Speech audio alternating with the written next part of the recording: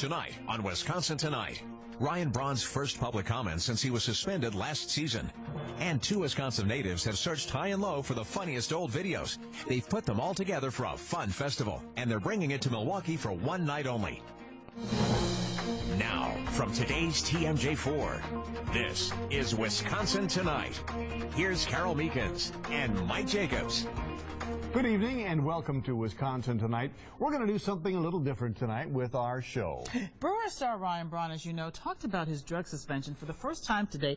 He held a news conference outside Miller Park around 9 o'clock this morning. Now, we carried it live this morning, and you may have seen bits and pieces of it on our evening newscast. But it has generated so much interest that we decided to play most of that news conference here on Wisconsin Tonight. Now, it started with a carefully orchestrated media event. The Brewers had Braun accepting donations for the Hunger Task Force at a food drive outside Miller Park.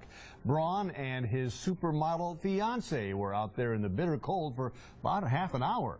But then things started heating up when reporters started asking questions. Braun started with an apology. I'm deeply remorseful for what happened. I wish that I had the ability to go back, change things and do things a lot differently, but unfortunately I can't do that. All I can do is move on, try to do everything in my power to earn back people's trust and respect and support. I don't anticipate being able to earn back everybody's support, but I certainly intend to do everything in my power to do that, and I won't stop trying. What do you have to say to the little leaguers who really have worshipped the ground that you've walked on? You know, I've always been incredibly appreciative of everybody's support. I made a mistake, a huge mistake, a mistake that has obviously been extremely difficult to deal with and will continue to be difficult to deal with. And all I can say is that in making mistakes, as I've stated previously, we all deal with adversity, we all deal with challenges in life. Any challenge you face, you have an opportunity to view either as an obstacle or as an opportunity to grow from, to learn from, to help other people avoid making that same mistake, and that's what I intend to do. In your opinion, was the bigger sin using the PEDs or lying about it after the fact? You know, as I stated, I think the goal for me is just being able to move forward. I'm not really going to get into too many specifics about what happened other than saying that I'm extremely remorseful. I wish that I could go back and change things, but I don't have that opportunity to do that. So I'm just going to do everything in my power to move forward. Have you apologized to Dino Lorenzi or made any payments to him? I have not made any payments to him. I've had some really productive and positive conversations with him. The Lorenzi family was actually gracious and kind enough to have my fiancée Larissa and I over their house for dinner last night, and we had some really good conversation. We've made amends, and I think we're both excited to be able to move forward and put this behind us. What about words directly to Bud Selig?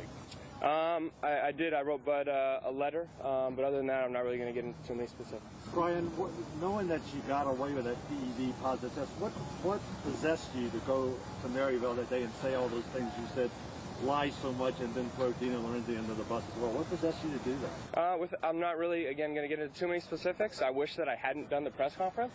It was a big mistake. I deeply regret having done it and a lot of the things that I said that day. But again, all I can do is move forward, and in an effort to do that, I'm not going to get into too many specifics. I really don't think that it does anything too positive or productive for me, for the team, for the game of baseball, or anybody else. And in an effort to move forward, I'm not going to discuss that stuff anymore. What type of response do you expect to receive from the fans on opening day? You know, everywhere I've been, people have been incredibly supportive, and I'm extremely appreciative of that. I don't really know what to expect. But again, everybody has been extremely supportive, and I really appreciate that. Why have you waited so long to come forward and talk? I've actually been in town a few times. I don't do the Twitter or Facebook or any of that stuff to alert everybody that I'm here. I think today was just kind of an opportunity that obviously we understood there would be some media here.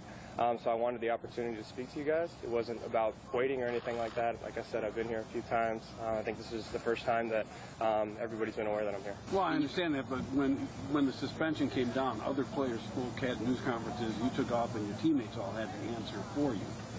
Why did it take this long for you to come forward in front of microphone? I think because it was an ongoing investigation, I wasn't really allowed to say very much at that time. And, basically based on what I had learned from both Major League Baseball and the Players Association, it wasn't in anybody's best interest for me to make any statements at that time.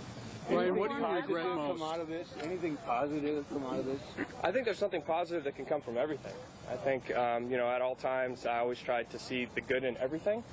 Things aren't always good, but I do see the good in everything, and it's an opportunity for me to use my experience and mistakes that I've made to help other people avoid making the same mistakes. I think I certainly have plans to do everything in my power to turn this bad situation into a good thing, into a positive, and to help other people along the way avoid making these mistakes. Do you think you would ever be elected to the All-Star team again, even if you play at an All-Star level? I really haven't thought about that kind of stuff. I mean, my goal is always to go and be the best player that I can be. I'm not motivated by individual accolades.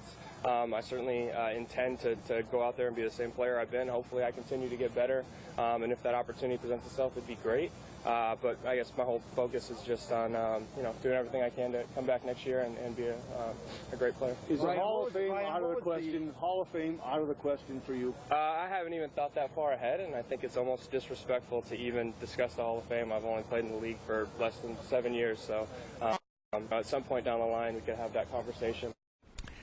Well, you may have noticed a recurring theme there. Braun simply would not discuss the specifics of his drug use, refused to do that at least a half a dozen times, vowing only to look forward and not look back. And he still, despite being peppered with questions by you seasoned veterans, he did remain calm and collective. He was actually quite masterful at the art of evading questions. It was like herding cats. Yeah. You just can't get them to go where you want, and you couldn't pin him down, but we kept trying. But he kept his cool throughout the whole thing. Coming up, I asked Braun about the impact on his relationship with his supermodel girlfriend, Larissa Fraser. She was right there by his side today, taking donations out in the freezing cold. More on what Braun had.